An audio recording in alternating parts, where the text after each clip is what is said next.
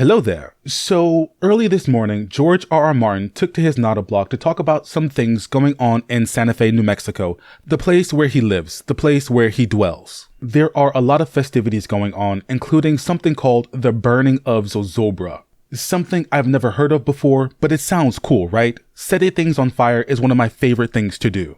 The blog post goes on to talk about some other things that I'm not going to get into, including the rise of fascism in the world, which is bad. But what I will get into is something Martin talked about at the very end of the blog post. Because at the very end of the blog post, almost as an afterthought, Martin talks about something else that is bad, and that is House of the Dragon.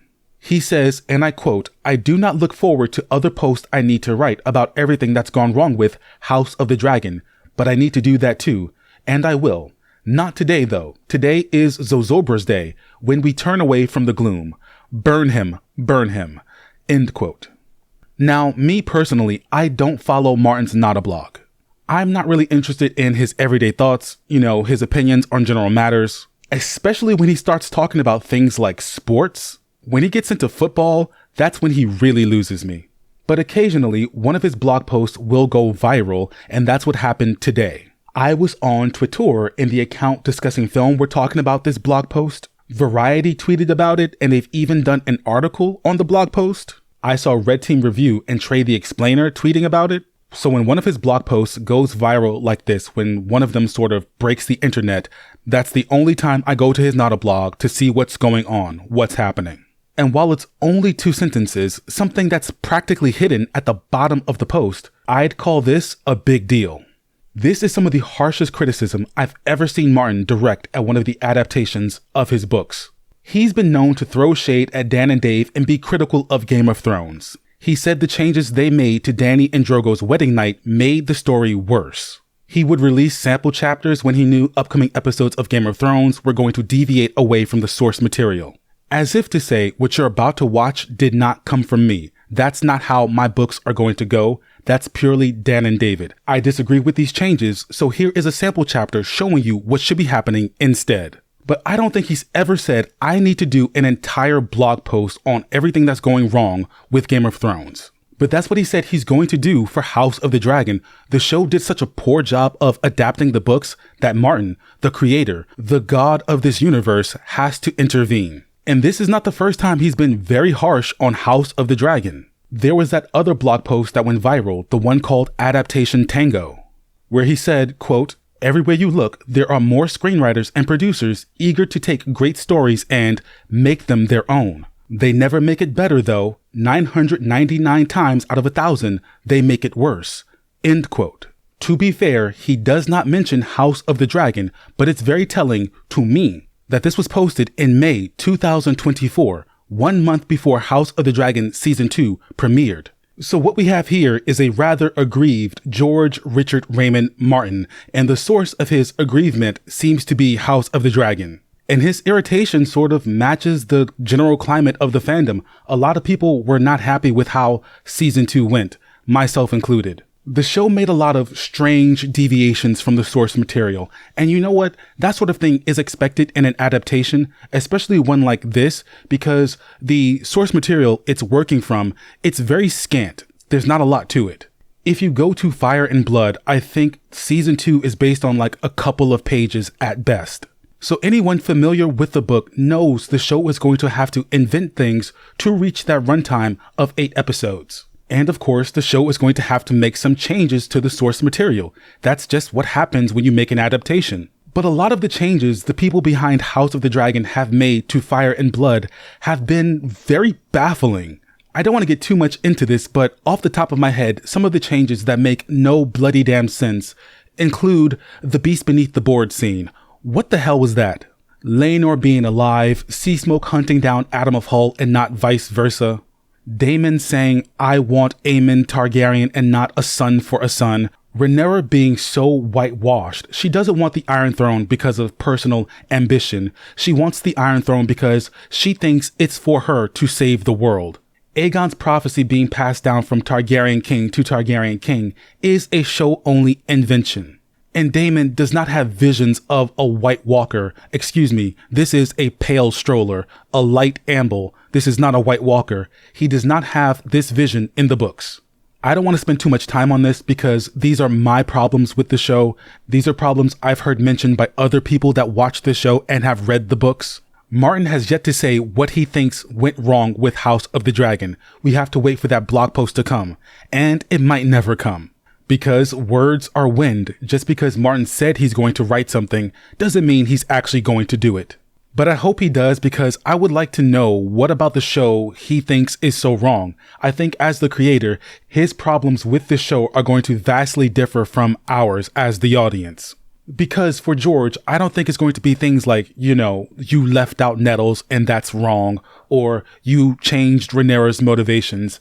I think for George, it's going to be something like, you people fundamentally do not understand my story and the world that I created, and I should not have let you play in it. You've taken all my hard work and you're making changes, thinking you know better than I do, thinking you can make the story better, and clearly you can't. You do not have the ability. You're not better than me. Because as he said in the Adaptation Tango blog post, these screenwriters and producers, they take someone else's story and they try to make it their own.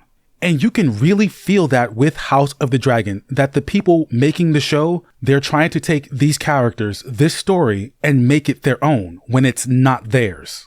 They buy the rights to the source material and they're like, oh, we're gonna make this better with the adaptation. And they don't. They just make it worse. And say what you will about Dan and David and the later seasons of Game of Thrones, but I never, during the 8 seasons of that show, felt like they were trying to take Martin's world, his story, and make it their own. I do think there were some aspects of the books that they did not care for, and that there were some ideas they had that they wanted to work into the story, but I never got the feeling, I never got the vibe they were trying to do better than Martin. I truly feel like they were trying to live up to Martin's standard and they didn't quite hit the mark. But at least they tried, and the inventions they made were necessary because they did not have books to work with. They only had Martin's notes. They did not have a completed story, whereas the people behind House of the Dragon, they have multiple completed stories. They have Fire and Blood. They have the World Book. They have The Princess and the Queen. They have The Rogue Prince. Yes, there will be Fire and Blood Part 2. I think it's going to be called Blood and Fire. I don't know. Anyway, the time period the show is covering is covered in detail in Fire and Blood. And in the other books that I've mentioned, they have enough source material to work with. In Dune, they also have George R.R. Martin. He is there. He's willing to drop the Winds of Winter to work on any other project. They have the Word of God if they need someone to help fill in the blanks. But it seems that, according to Martin, these people behind House of the Dragon think that they can do better than all the source material that's at their disposal. And he's coming out swinging. He's not holding back with his criticism. He's saying that these people, they don't know what they're doing. They're making things worse. They have completely changed Rhaenyra's motivations. She's nothing like her book counterpart. Her relationship with Alicent now is absurd. Changing their relationship so that they're friends, they're peers, and Alicent is not Rhaenyra's quote-unquote evil stepmother, that's fine. I think that was a good change because it would make Alicent's betrayal, usurping Rhaenyra's throne, hurt even more. That's a deeper cut. But then they changed Alicent's motivation so that she's not being selfish. It's not about her personal ambition. It's because an accident. She misheard what Viserys said. Why, it was never her intention to hurt Rhaenyra. She was just going with her Lord Husband's last wishes. Wishes that just so happened to align with the plot to, steal Rhaenyra's throne. So Alicent is complicit in the betrayal, but not really. She's just adjacent. She's here because of a misunderstanding. And then Rhaenyra and Alicent's relationship, you can tell there's some writer in the writer's room that is pushing for this sapphic romance. There's some writer that ships Rhaenyra and Alicent. And while I don't care if the writers want to add some queer content, in fact, I'm all for it. In this case, it's interfering with the story. Because we have Rhaenyra and Alicent trying to prevent a war that's already started, trying to maintain a friendship that is beyond all repair. This Rhaenyra and Alicent, will they, won't they, is making the show worse. And while I don't want to turn this into a defending Dan and David in season 8 video, I do want to acknowledge that Martin has never made a scathing blog post directed at them or Game of Thrones. But correct me if I'm wrong. Let me know if there's an interview where Martin calls them dumber and dumber. Don't put a link in the comment because YouTube will hide your comment as spam. Just tell me the article name or the name of the blog post and I'll go find it myself. I don't think such a post or interview exists because if it did, that would have broke the internet because people have been waiting for Martin to give his opinion on the last few seasons. People would love to know if Martin hated the final seasons of Game of Thrones. Martin saying Dan and David wrong, season 8 wrong, that would have been plastered everywhere. But to my knowledge, he has not made such comments disavowing the last few seasons and Dan and David. And yes, I'm well aware that Martin has said for season 5 and beyond, Dan and David kept him out of the loop. But I'm also aware that Martin said he was leaving the writer's room to go work on the Winds of Winter. He was only going to concern himself for the Winds of Winter. So maybe that's why Dan and David left him out of the loop because he was no longer part of the creative process anymore.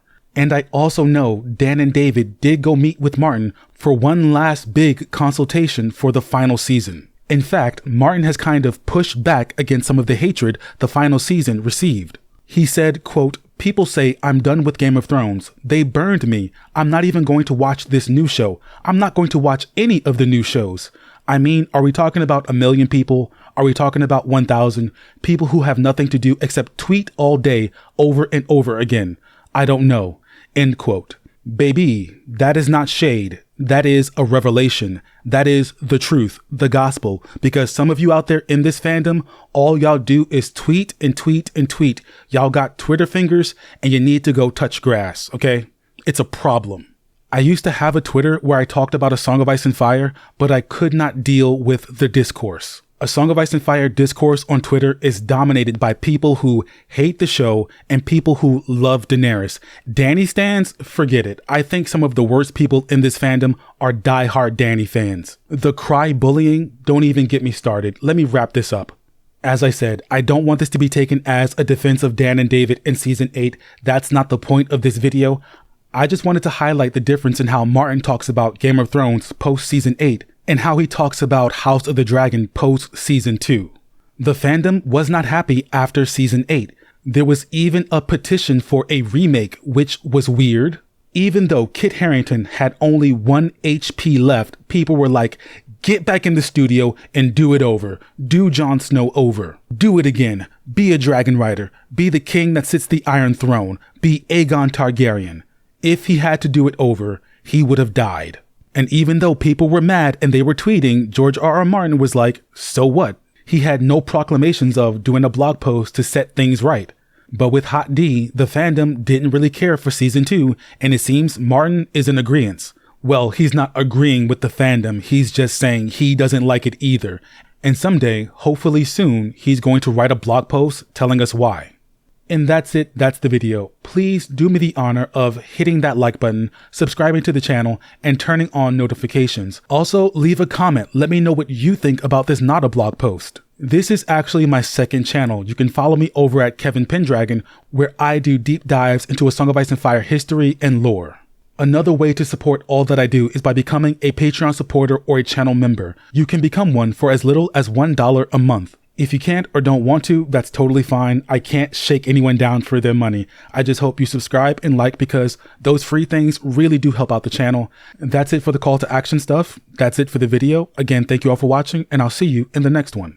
How they will be treated, will they be, will you recognize them when they come back to you and all that, but I've been very, very fortunate here. I think Ryan has done a great job of adapting the book so far. And thank you. And